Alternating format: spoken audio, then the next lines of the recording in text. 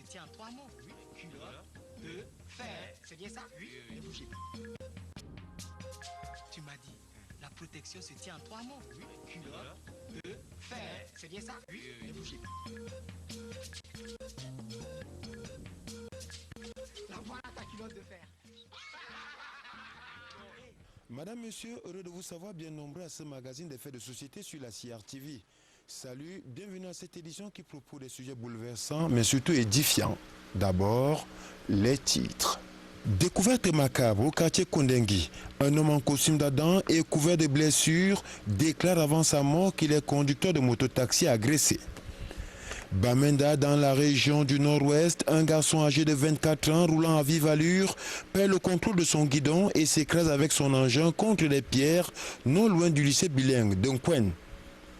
Kribi, un corps sans vie retrouvé sur l'une des plages de la ville balnéaire. Morgue de l'hôpital de Kribi en manque d'énergie électrique depuis plus de 2 semaines. Des corps en état de putréfaction avancée. Guidé dans la région du Nord, le feu dicte sa loi au marché. 40 boutiques brûlées. C'est tout pour le sommaire. Les détails dans un instant. Installez-vous confortablement. À tout de suite.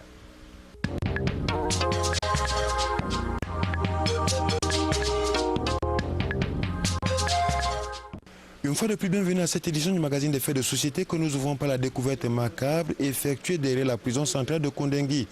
Ici, c'est un corps sans vie qu'on a découvert en costume d'Adam couvert de blessures graves. Avant sa mort, il aura déclaré qu'il est conducteur de mototaxi agressé. La brigade de recherche d'Embombo Yaoundé 3 a effectué une enquête. Reportage. Bandit châtié ou conducteur de moto agressé, difficile de dire. Mais c'est aux premières heures de la matinée que les laveurs de voitures le retrouvent là, non loin de la prison centrale de Kondengui. En costume d'Adam, le corps présentant de profondes blessures. Il aurait été brutalisé avant d'être jeté à cet endroit, loin des regards des passants en nocturne.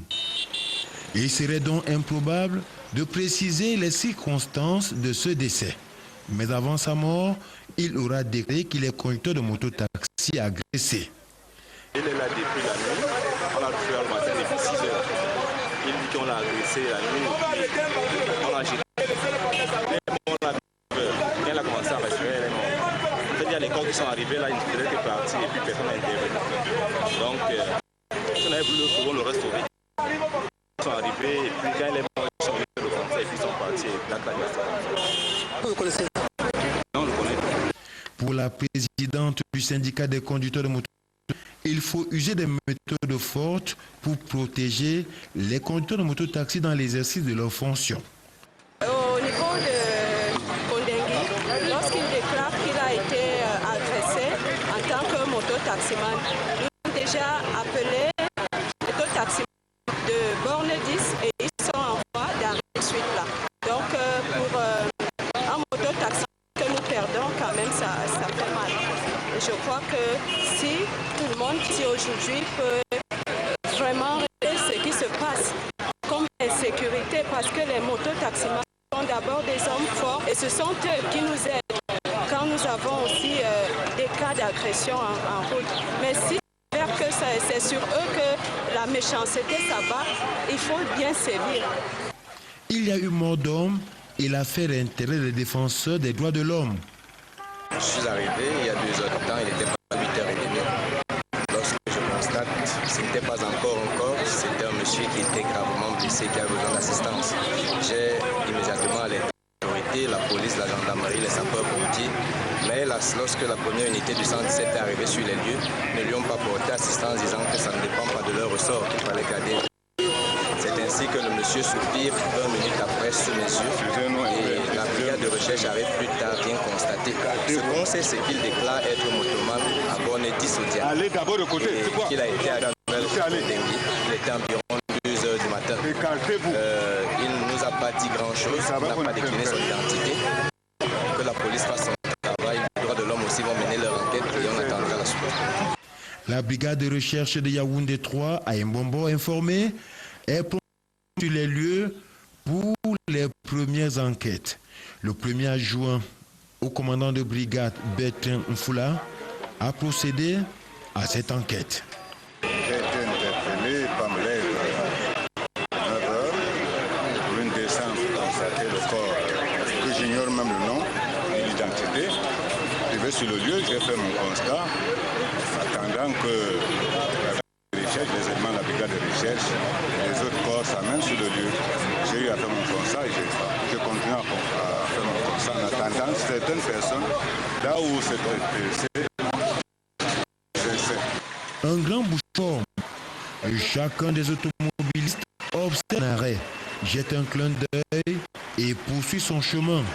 Autour du corps, l'on cherche à mentaliser cette affaire macabre. Il y a eu mort d'homme, un conducteur de moto-taxi ou alors un malfrat est mort.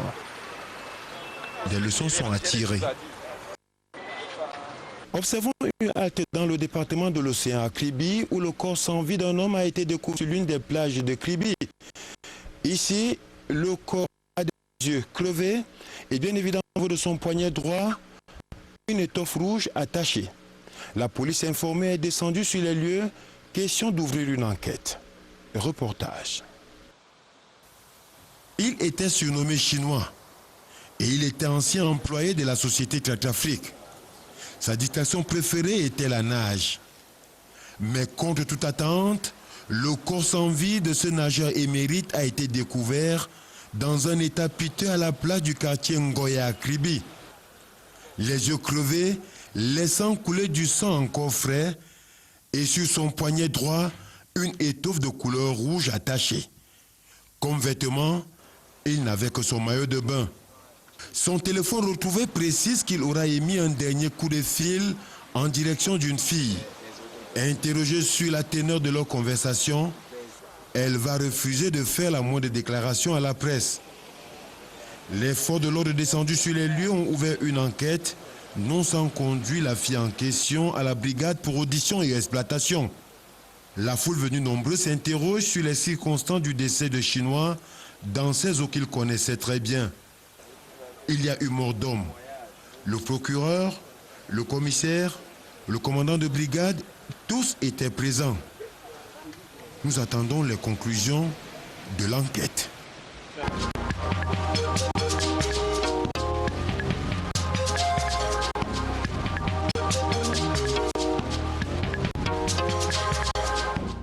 Nous restons à Kribi. Cette fois-ci, direction la morgue de la localité. Ici, la morgue de Kribi est en manque d'énergie depuis plus de 2 semaines. Et tous les corps qui y sont conservés sont en état de putréfaction avancée. Nous y étions. Voici le reportage d'une désolation. L'hôpital des districts de Kribi est doté d'une morgue qui a souvent rendu de bons services au public.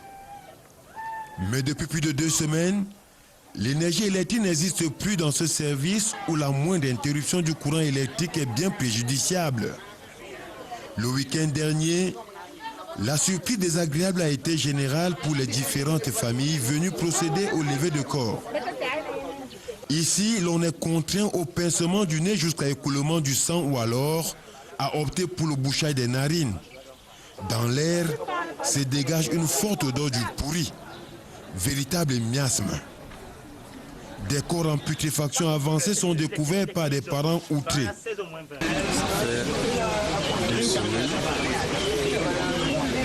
J'ai laissé mon papa à la mort.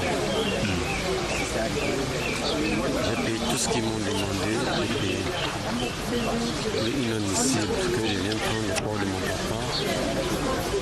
On me dit que le monde ne fonctionnait pas depuis 10 ans.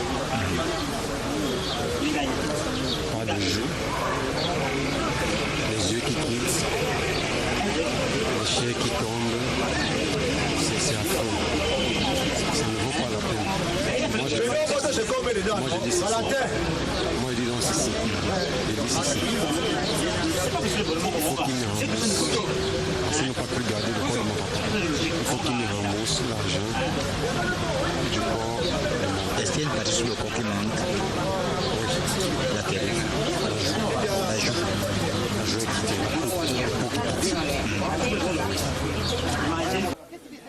Pour certaines familles qui prévoyaient procéder au lever de corps de leurs parents dans 1 mois, celles-ci sont obligées d'anticiper la sortie de leur corps de ce milieu mal entretenu. C'est le morguier qu'on rencontre lorsqu'on met les corps à la morgue. Et lorsqu'il y a un quelconque problème, nous pensons que le morguier ayant les numéros des familles peut interpeller les familles pour leur dire qu'il y a des incidents et que les familles sachent comment se préparer. Nous ne savons pas que c'est depuis 10 jours. Ils nous ont encore dit que c'est depuis 2 jours ou alors depuis 3 jours. Donc nous n'avons pas la vérité de toutes les façons. Et qu'est-ce que vous comptez faire de votre corps qui est gâté aujourd'hui? On a pensé enterrer notre corps dans 1 mois, parce que là on a 2 corps. On pensait enterrer le premier corps le 16 et le second corps le 29. Mais aujourd'hui, je pense qu'il est urgent qu'on se prépare à lever les corps d'ici vendredi, si ça pourra encore être ça. Il y a d'abord l'urgence qui fait l'hôpital et la mort. Si déjà vous arrivez à l'hôpital, vous avez un cas très grave. Les dames sont assises, elles mettent les ongles, elles rient, elles font ceci. Donc vraiment, ça ne va pas à Kribi. Ça ne va pas. Pas de morgue à Kribi. C'est la désolation à Kribi, face aux responsables de la morgue qui se refusent de donner la moindre explication aux familles, encore moins aux journalistes. Pourtant, ce problème serait résolu efficacement par l'achat d'un groupe électrogène. Et dans cette morgue, il se dit que les recettes ne sont pas négligeables. Alors pourquoi n'avoir pas pensé à un générateur qui assurerait le relais lors de toute coupure d'énergie électrique dans ce service très délicat et sensible, la morgue.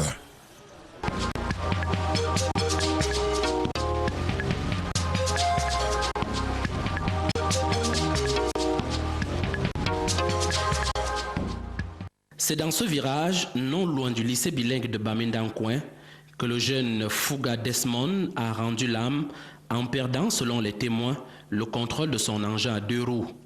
Maçon de profession et bensikiner à ses heures perdues, le garçon âgé de 24 ans s'est retrouvé dans cette rigole, la tête encastrée entre les pierres. Il n'était pas bensikiner. Avec là, c'est même pris cette moto. Bon. Là, il s'est accident. Nous ne savons pas comment ça s'est passé. Mais il n'est pas bensikiner. Informés, les sapeurs-pompiers de Bamenda ont retiré le corps pour le remettre à la famille. Une douleur insupportable pour l'une de ses sœurs qui s'est évanouie sur place avant d'être réanimée. Un accident qui a perturbé le début des cours en début de matinée au lycée bilingue de Bamenda-Nkouin. Le censeur de cet établissement a dû sévir pour amener les élèves à l'ordre. Je suis en train de les conseiller d'aller en classe. Bon, ils vont savoir ce qui est cause de cet accident après. Oui, donc jusqu'à là, ils vont aller en classe. Un accident de trop qui vient rappeler à la conscience collective que seule la prudence peut sauver une vie.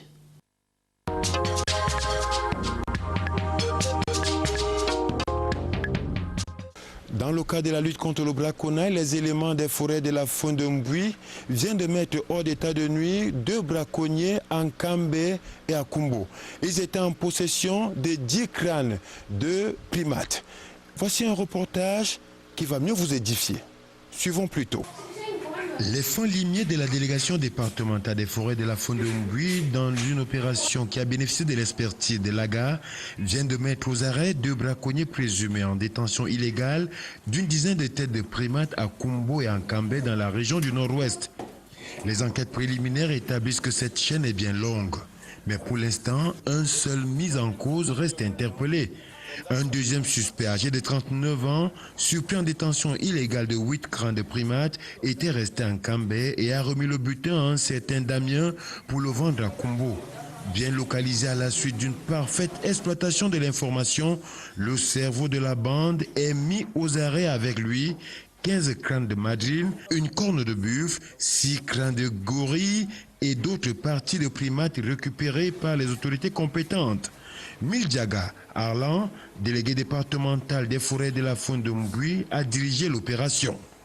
Nous avons mis sur pied un réseau de renseignements par rapport, n'est-ce pas, à cette histoire de trafic illégal de gibier dans notre département, qui est en fait un département de transit. Bon, après exploitation de toutes les informations que nous avons reçues, on a mis la main sur le délinquant. Avec l'appui, n'est-ce pas, de l'ONG, on l'a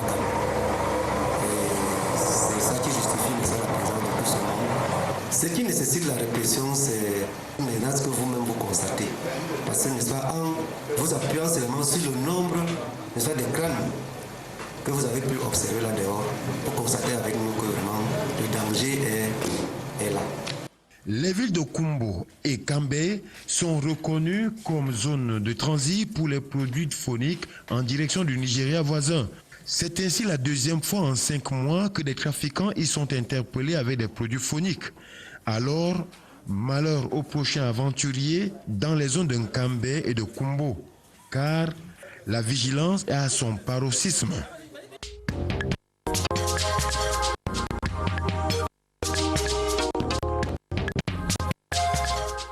Les relations bailleur-locataire sont des plus électriques, surtout quand le bailleur déclare son locataire insolvable.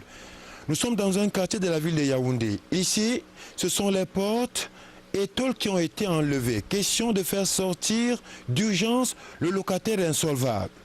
Nous vous prions de suivre ce reportage. Les relations bailleur-locataire sont certaines fois les plus électriques, surtout quand le locataire est déclaré insolvable. Ici, nous sommes dans un quartier de la ville de Yaoundé. Le bailleur exaspéré a usé des méthodes les plus fortes pour faire partir de sa maison le locataire déclaré insolvable. Sans aucune autre forme de procédure, le propriétaire de la maison a arraché la porte centrale, offrant ainsi aux enfants occupants un spectacle désolant et à leurs parents une histoire honteuse. La toiture n'était pas en reste. Les tôles ont été arrachées. La dame locataire dit sa désolation et sa surprise. Je suis restée ici, les inconnus sont venus ici, là, commencer à lever ma toiture, enlever la porte, que c'est la bailleresse Aja Mounira qui a envoyé les gens pour enlever la toiture parce que je n'ai pas payé, alors qu'on vient de les donner 100 000 francs.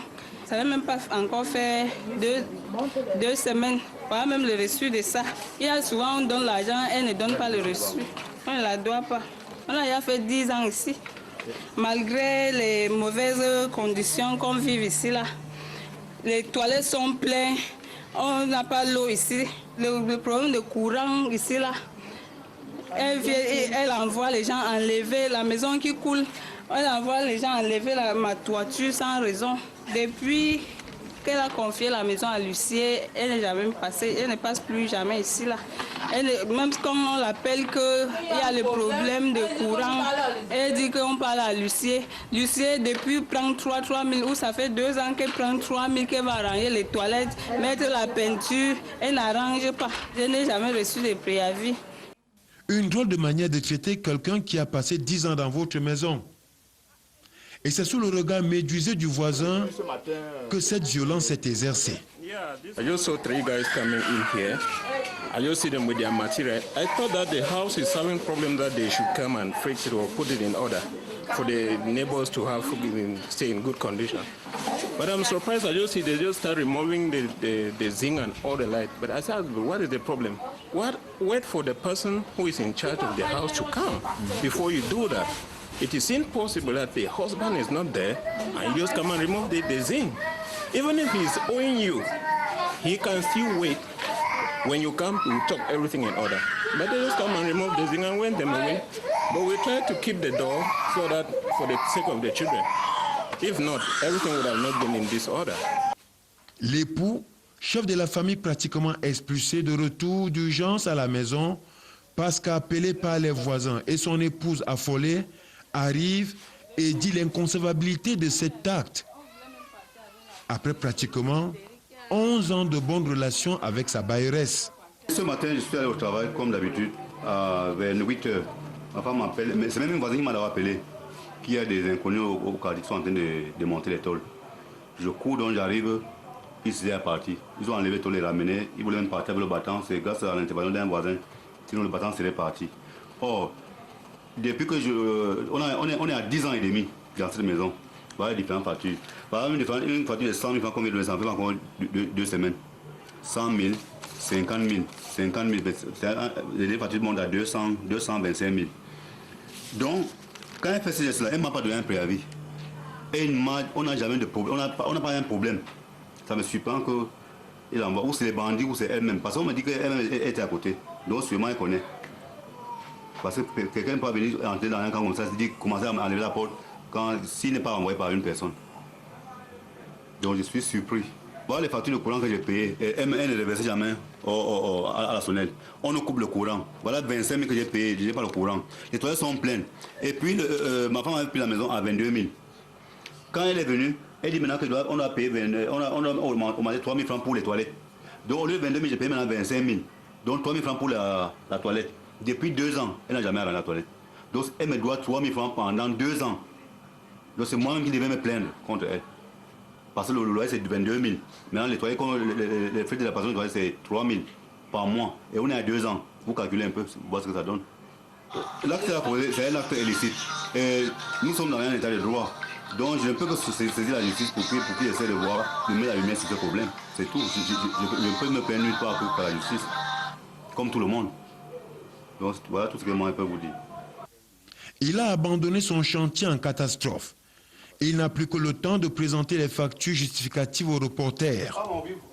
C'est certainement une histoire à suivre après cette humiliation.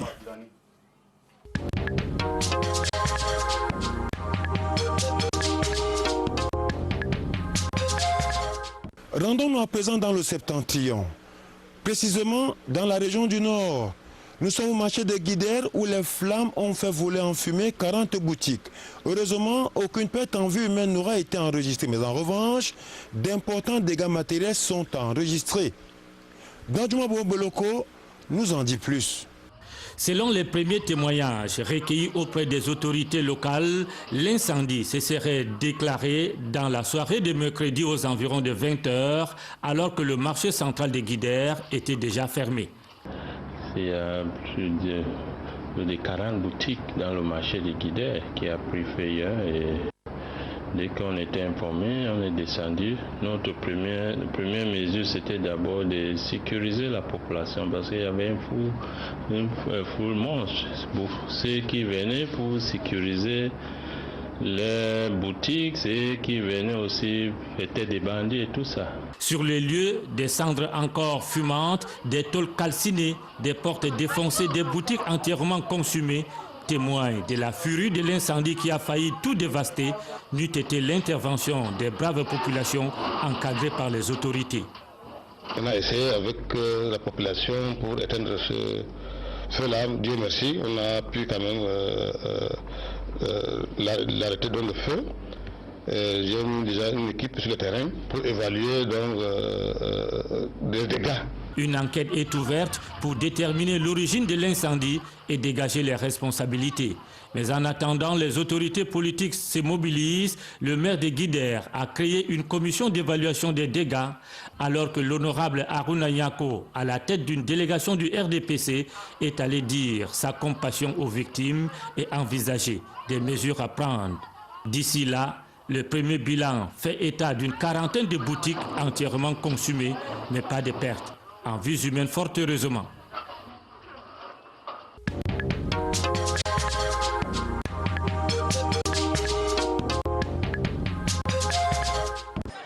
Cris et grincement de dents au marché Monkam de Ndokoti. Séraphin Nonsop ne sait plus à quel saint se vouer. Ce commerçant a vu ses 2 boutiques partir en fumée alors que sa marchandise est arrivée à la veille de cet incident malheureux. Je suis sorti vers 10 h passées pour venir sortir ma marchandise au marché Monkam. Dès que j'arrive au niveau du poste de police, je vois directement les interfaces. Je vois les interfaces au bar qui se trouve au marché Monkam. À côté du casino directement, ça enflamme comme une bombe, ça fait boum. Il y avait tellement le feu que même si tu étais au niveau de l'Obaba, tu voyais la fumée. Tout serait donc parti d'un court-circuit résultant du branchement anarchique. Le premier départ, ce sont les fils électriques, donc c'est comme une tâche au niveau des boutiques. Au total, 8 boutiques contenant des téléphones portables, appareils électroménagers, matelas, ventilateurs et autres accessoires de fortune ont été réduits en cendres. Informés de la situation, les éléments de sapeurs-pompiers sont descendus sur les lieux pour maîtriser les flammes.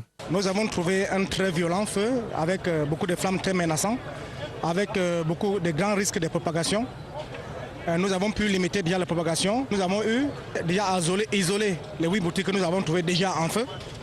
pour que le feu ne puisse pas se propager à d'autres boutiques voisinantes. C'est l'enquête qui sera ouverte qui déterminera quelles étaient effectivement les causes de l'incendie. Le marché Monkam de Ndokoti a une fois de plus vécu le triste événement après celui de janvier dernier. Stop et fin de cette édition du magazine des faits de société sur la CRTV. De votre attention, merci. Voici nos rendez-vous. Mardi 13h30. À ne pas rater. Je suis Roger Zémafion, Pascal Fénelon. Bonne suite des programmes sur la CRTV.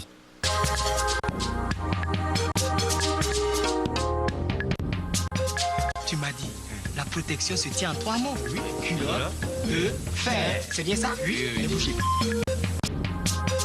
Tu m'as dit, la protection se tient en 3 mots. Oui. Culotte, de, fer. C'est bien ça? Oui. Ne bougez pas. La voilà ta culotte de fer.